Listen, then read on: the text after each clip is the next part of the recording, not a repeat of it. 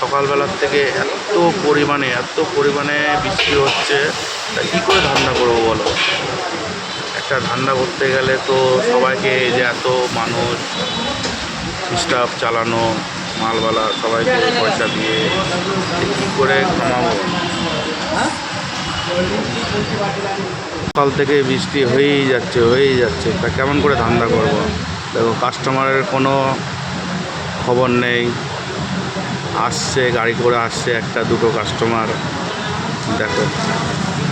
তাহলে কী করে ধান্দা করব, কী করব বলো? এই আমার হচ্ছে ডাবলু চাইনিজ, সবাই খাচ্ছে। তা ভিডিওটা ভালো লাগলে লাইক কমেন্ট শেয়ার করে দিও। লোকেশন